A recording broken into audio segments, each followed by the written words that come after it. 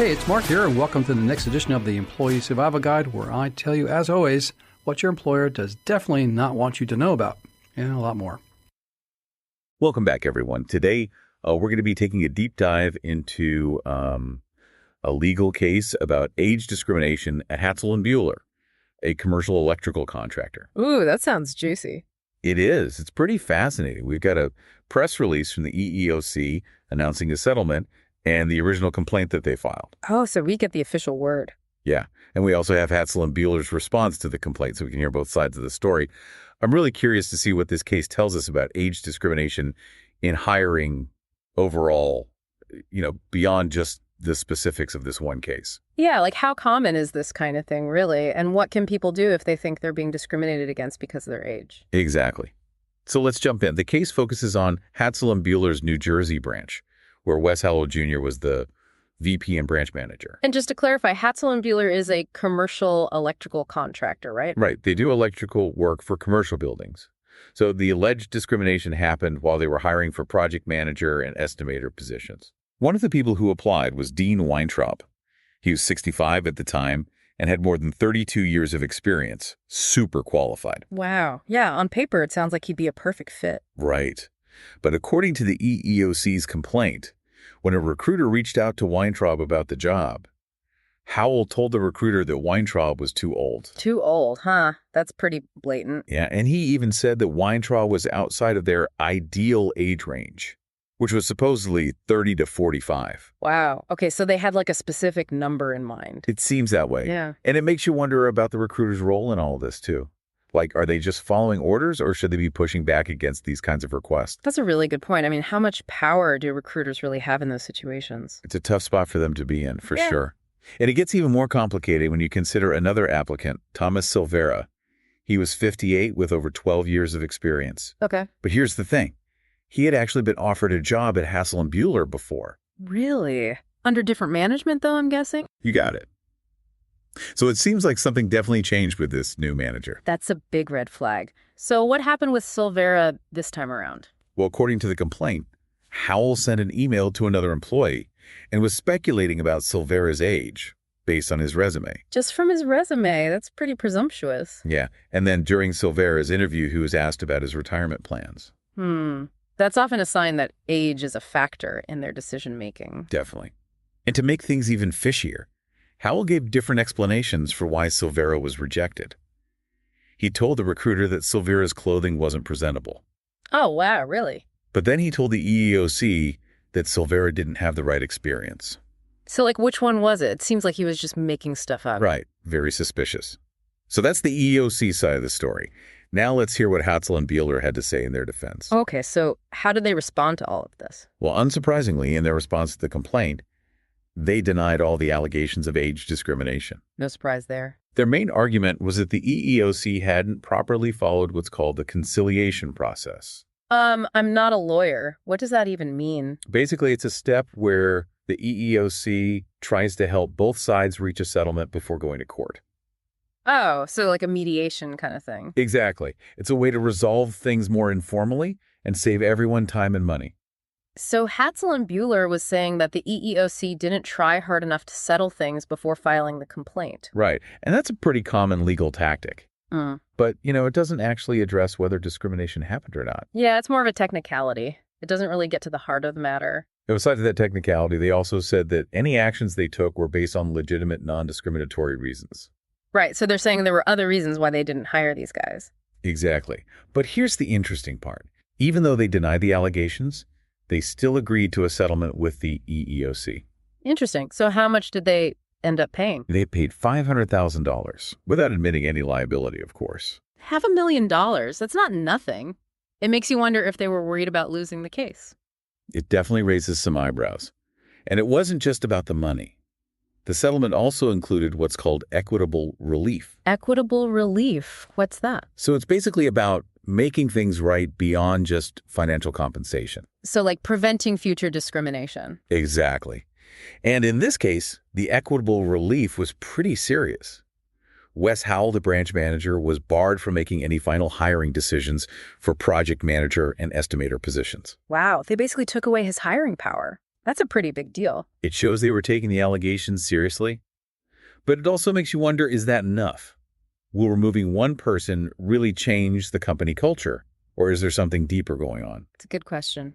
Maybe we'll find out more in the next part of our deep dive. Yeah, there's definitely a lot more to unpack.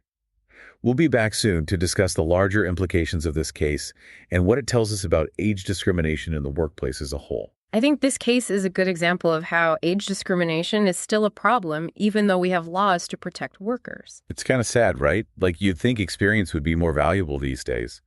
So how does this bias usually show up in hiring? Well, like we saw with Dean Weintraub, sometimes it's really obvious. They just straight up tell you you're too old. Ouch. But a lot of times it's way more subtle. They'll use code words like talking about cultural fit or wanting someone with fresh perspectives. Just ways to get around saying they want someone younger. It's like they're trying to be polite about it, but the message is still clear. Right. And it can be really hard to prove that's what's happening. So what can you do? Like, how do you actually prove that they're discriminating against you because of your age? It's tough, but you can look for patterns. Like if a company always seems to choose younger people, even when older candidates have similar skills and experience, that could be a sign. So it's not just about one individual case, it's about the overall trend. Exactly. You got to look at the bigger picture. This settlement with Hatzell and Bueller included all those extra requirements, like anti-discrimination policies and training and reporting to the EEOC. Do you think that stuff actually makes a difference? I mean, it can, but it really depends on if they actually follow through. A policy is just words on paper if nobody takes it seriously. So it's got to be more than just checking boxes. For sure. The training needs to be more than just a one-time thing, and it needs to really make people think about their own biases about age. So it's about actually changing the way people think, not just telling them what to say. Exactly. Companies need to create a culture where age is just a number, not a deal breaker. They need to value the experience and knowledge that older workers bring. And maybe be a bit more flexible with work arrangements too, right? Because older workers might have different needs. Absolutely. It's about recognizing that everyone has something unique to offer regardless of their age. It seems like a lot of companies are missing out by not taking advantage of that talent pool. What are some of the bigger impacts of age discrimination, though? Like for individuals and for society as a whole? Well, for the person being discriminated against, it can be really tough. It can cause financial problems, low self-esteem, and even health issues. Not awful. And it can also force people to delay retirement, which isn't fair to them. And it also makes it harder for younger people to get jobs. Yeah, it's like a chain reaction. And for society as a whole, age discrimination is just a huge waste of potential. We're living longer and healthier lives, but we're not using the skills and experience of older workers. Which doesn't make any sense. Right. It hurts everyone in the long run. So what can we do about it? Yeah. I mean, we already have laws, but it's obviously not enough. Yeah, the laws are a good start, but we need to do more. We need to make sure those laws are actually being enforced and that the EEOC has the resources to investigate these cases. And hold companies accountable. Exactly. And we need to raise awareness about this issue. Both employers and workers need to understand what age discrimination is and how to recognize it. So people need to know their rights Yeah. and feel comfortable speaking up if something's not right. Absolutely. And we need to encourage companies to create workplaces where people of all ages can thrive, promoting mentorship programs and things like that. So basically creating a culture where everyone feels valued and respected no matter how old they are. Exactly. That's the goal. This case also made me think about the role of recruiters. What can they do to make sure they're not contributing to the problem? Recruiters have a lot of power. They need to be aware of their own biases and make sure they're not screening out older candidates just because of their age. They should be actively looking for diverse candidates, including older workers. So it's about being proactive and making a conscious effort to be inclusive. Right. It's about recognizing that talent comes in all ages. This has been really eye-opening. I think a lot of people don't even realize how common age discrimination is. It's often a hidden problem, but it has real consequences. And by talking about it and raising awareness, we can start to change things. I agree. It's time to start having these conversations and holding each other accountable. Absolutely. What can our listeners do if they think they might be experiencing age discrimination in their own job searches? First thing is document everything. Yeah. Keep track of any interactions, emails, job postings, anything that might be useful as evidence. So write it all down. And if you feel comfortable, you can try talking to the employer or recruiter directly about your concerns. So don't be afraid to speak up. And if you feel like you've been discriminated against, you can file a complaint with the EEOC. There are also organizations that can help you understand your rights and provide legal support. So know that you're not alone, and there are resources available to help. That's right. You have options. This has been a really insightful discussion. I think it's made me a lot more aware of this issue. What are some final takeaways you'd like to leave our listeners with today?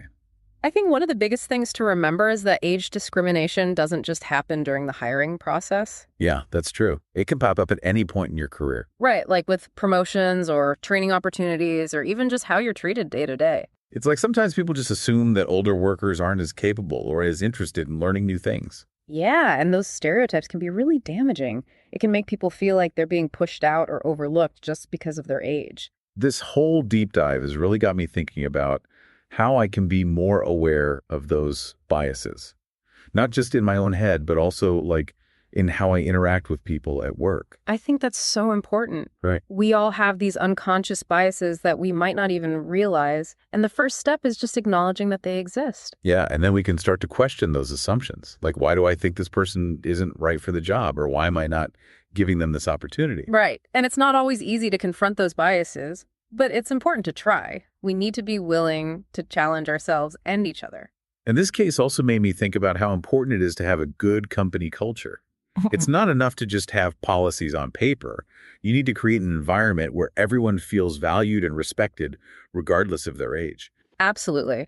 A truly inclusive workplace recognizes that everyone has something unique to offer, and that diversity of experience and perspectives makes a company stronger. So I guess the big question is, how do we actually get there? How do we create that kind of culture shift? It takes a lot of work, and it's not something that happens overnight. But I think the first step is just starting the conversation. Yeah, like talking about these issues and making sure people are aware of them. And then it's about taking action. Leaders need to set the tone and create a space where people feel safe speaking up about these things. And everyone needs to be willing to challenge their own biases and call out discrimination when they see it. It sounds like it's going to take a lot of effort from everyone involved. It will, but I think it's worth it. Creating a more equitable and inclusive workplace benefits everyone. I completely agree. We all deserve to feel valued and respected at work. Exactly. Well, this has been an incredible deep dive. Thank you so much for sharing your expertise with us today. I think we've all learned a lot. It's been my pleasure. These are important conversations to have. And to our listeners, thank you for joining us on this deep dive into age discrimination. We hope it's given you some things to think about. And we encourage you to keep learning, keep questioning, and keep pushing for a better world. That's a great note to end on. Until next time. If you like the Employee Survival Guide, I'd really encourage you to leave a review. We try really hard to produce information to you that's informative, that's timely, that you can actually use and solve problems on your own and at your employment. So if you like to leave a review anywhere you listen to our podcast, please do so. And leave 5 stars, because anything less than 5 is really not as good, right? I'll keep it up. I'll keep the standards up. I'll keep the information flowing at you. If you'd like to send me an email and ask me a question, I'll actually review it and post it on there. You can send it to mcarey@capclaw.com. That's capclaw.com.